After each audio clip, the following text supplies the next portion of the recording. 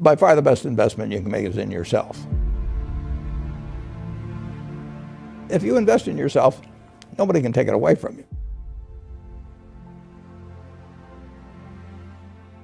If I gave you a car, and it'd be the only car you get in the rest of your life, you'd take care of it like you can't believe. Any scratch, you'd fix that moment, you'd read the owner's manual, you'd keep a garage and do all these things. And you get exactly one mind and one body in this world. And you can't start taking care of it when you're 50.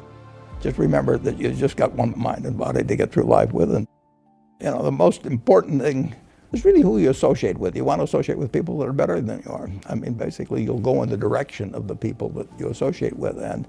And you want to have the right heroes. You want people, if you want to emulate somebody, you better pick very carefully who you want to emulate. And when, obviously, you can't pick your parents.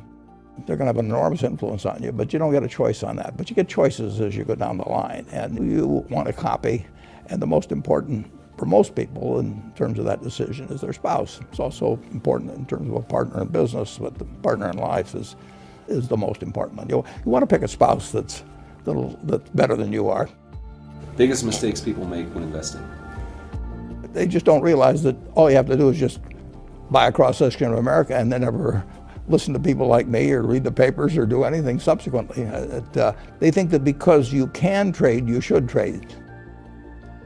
You buy a farm, you buy an apartment house, you can't resell it tomorrow. Now you get something handed to you, liquidity, which is instant. You can sell, and the cost of doing it are pennies, compared to other kinds of investment activity. So because they can so easily move around, they do move around, and moving around is not smart in investing. You have a pretty cool morning routine regarding what you have for breakfast and how prosperous you feel. What is that? I eat exactly what I like to eat. If somebody offered me a deal when I was 20 and said, you're going to live 1 year longer, instead of living to 88, you'll live to 89 or whatever it may be, if you eat nothing but broccoli and Brussels sprouts and onions and all these things. I just said, I'll take the last year off. It probably won't be that good anyway. So I eat exactly what I like to eat. Is business school worth it? Depends on the person.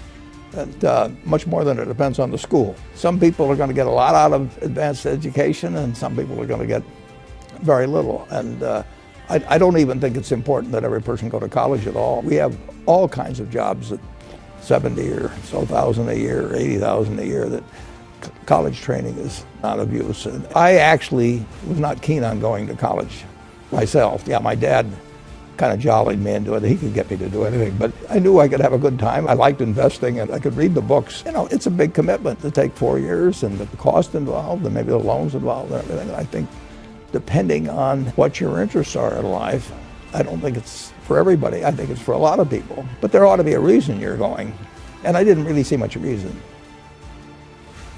If you get to be 65 or 70 and later, and the people that you want to have love you actually do love you, you're a success. I've never seen anybody that reaches that age. I mean, I'm not talking about somebody that's in extreme poverty or pain or something, but I've never seen anybody that, if they have a lot of people that love them, that is other than happy. And I've seen some very, very wealthy people that they give testimonial dinners to and name schools after and everything. Nobody loves them, The best investment you can make is in yourself. If you invest in yourself, nobody can take it away from you.